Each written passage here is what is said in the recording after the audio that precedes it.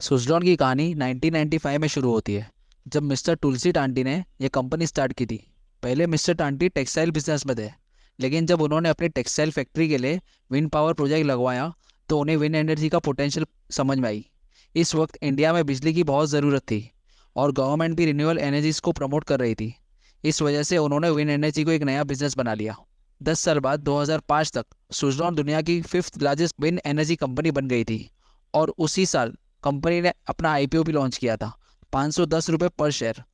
Demand इतना था कि आईपीओ 15x मतलब 15 टाइम्स ओवर सब्सक्राइब हो गया था। 2005 तक तो सुजलॉन निफ्टी 50 यानी इंडिया की टॉप 50 कंपनीज का पार्ट बन चुकी थी।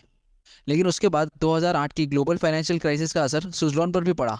यूरोपियन कंपनीज आरी पावर का एक्विजिशन करने के लिए सुजलॉन ने लोन लिया था, लेकिन रिसेशन के कारण फॉरेन ऑर्डर्स कम हो गए और कंपनी पर हैवी डेट आ गया। तो 2019 में कंपनी ऑलमोस्ट बैंकरप्सी की तरफ थी। 2011 से 2015 के बीच गवर्नमेंट ने विंड एनर्जी इंसेंटिव्स देना बंद कर दिए और अपना फोकस सोलर एनर्जी पर शिफ्ट कर दिया। इस वजह से सुजलॉन को और ज़्यादा लॉसेस फेस करने पड़े और एसेट सेलिंग का सिलसिला शुरू हो गया। फाउंडर मिस्टर तुलसी तांती ने एसेट्स बेचना शुरू किया और 23% इक्विटी सन फार्मा को 1800 करोड़ में बेच दिया।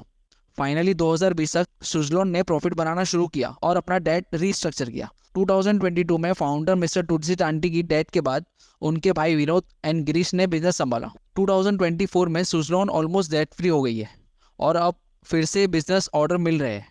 कंपनी की परफॉर्मेंस से पहले एक बार कंपनी का बिजनेस समझ लेते हैं। सुजलॉन के कोर बिजनेस में विंड टर्बाइन जनरेटर्स मतलब WTG का सेल 64% है, जो कि सबसे बड़ा पार्ट है। सेकेंड नंबर पे उसका ऑपरेशंस एंड मेंटेनेंस का सर्विस आता है, जो कि 30% ऑफ द रेवेन्यू सोर्स है। थर्ड नंबर पे उसका फाउंड्री एंड फोर्जिंग का बिजनेस आता है, जो कि टरबाइन के पार्ट्स बनाने और सर्विसिंग का काम होता है, जो around 5% of the business revenue source है। अदर बिजनेस सोर्सेज 1% है। अब हम लोग परफॉर्मेंस के ऊपर बात कर लेते हैं। सुजलॉन का आखिरी क्वार्टर, जो कि 2025 का फर्स्ट क्वार्टर है, हिस्टोरिक रहा है। परफॉर्म प्रॉफिट्स 200% बढ़कर 302 करोड़ हो गए और डिलीवरीज भी 7 साल में सबसे ज़्यादा रही है, 274 मेगावाट्स। सुजलॉन का ईबिटा, जो कि earning before interest tax depreciation and amortisation 370 crore तक पहुंच गया है, जो कि 86% का इंक्रीज है। उनका ऑर्डर बुक भी रिकॉर्ड बना रहा है। अपने 29 ईयर्स के सफर में उन्होंने 3.8 गीगावाट का ऑर्डर अभी तक नहीं देखा था और कंपनी अब ऑलमोस्ट डेट फ्री हो चुकी है। सिर्फ 101 करोड़ का ग्रॉस डेट रह गया है।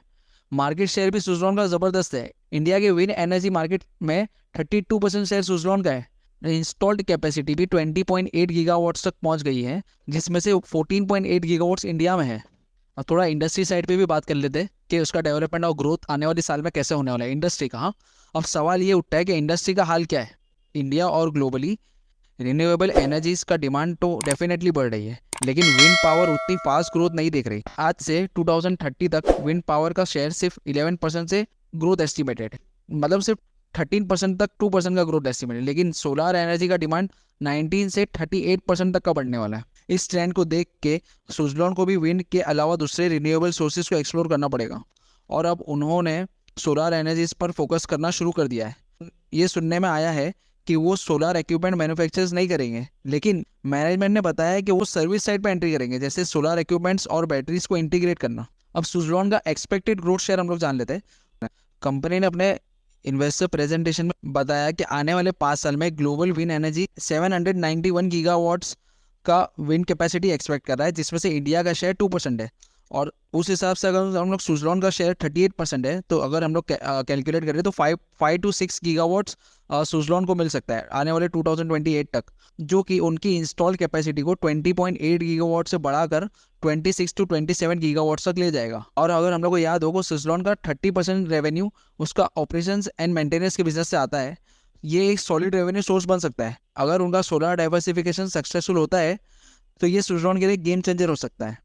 लेकिन हर ग्रोथ स्टोरी के साथ कुछ रिस्क फैक्टर भी होते हैं। सुजलॉन के लिए रिस्क फैक्टर ये है, इंक्रीजिंग सेल्स ऑन क्रेडिट, मतलब क्रेडिट सेल्स बढ़ने से कैश फ्लो इशू होता है। जैसे एग्जांपल, अगर हम लोग किसी को उधार पर कुछ चीज़ देंगे तो उसका पेमेंट आएगा कि नहीं आएगा, वो एक बहुत बड़ा कंसर्न फैक्टर रहता है। कैश रिजर्व्स काफ़ी कम है क्योंकि लोगों को क्रेडिट सेल्स करना पड़ रहा है, इसलिए उन लोगों के पास कैश रिजर्व्स कम है। अगर कैपेसिटी इंक्रीज करनी पड़ती है किसी चीज़ के लिए, तो उनके पास कैश रिजर्व्स कम होने के कारण वो इंस्टेंट इन्वेस्टमेंट नहीं कर पाएंगे, या तो फिर उनको क्रेडिट लेना पड़ेगा बैंक से। ऑपरेटिंग एक्टिविटीज से कैश फ्लो डिक्रीज हो रहा है। अब जैसे वो लोग क्रेडिट पे सेल्स कर रहे हैं तो कैश नहीं आ रहा है। Cash flow from operating activities में कैश फ्लो नहीं दिख रहा है। स्टॉक्स का पीई भी अभी 100 प्लस है, जो ओवर वैल्यूएशन का सिग्नल हो सकता है। करंटली टेक्निकल चार्ट्स के ऊपर भी सुजलॉन एक पुलबैक फेज में है और अपसाइड मोमेंटम नहीं दिखा रहा है। आने वाले वक्त में सुजलॉन के लिए बहुत कुछ चेंज होने वाला है। विंड एनर्जी का ग्रोथ लिमिटेड है, लेकिन सोलर एनर्जी का डाइवर्सिफिकेशन से सुजलॉन अपना फ्यूचर सिक्योर कर सकता है। तो दोस्तों, सुजलॉन की कहानी अब तक ये थी, और आगे क्या होगा वो देखना इंटरेस्टिंग होगा। रिन्यूएबल एनर्जी का फ्यूचर ब्राइट लग रहा है, लेकिन सुजलॉन का मूव टुवर्ड्स सोलार और उनकी स्ट्रेटेजी डिसाइड करेगी कि वो कितना सक्सेसफुल हो सकते हैं। क्या सुजलॉन फिर एक बार मल्टीबैगर रिटर्न्स देगा? क्या सुजलॉन फिर एक बार निफ्टी का पार्ट बन सकता है? ये तो आने वाला वक्त ही बताएगा। Thank you.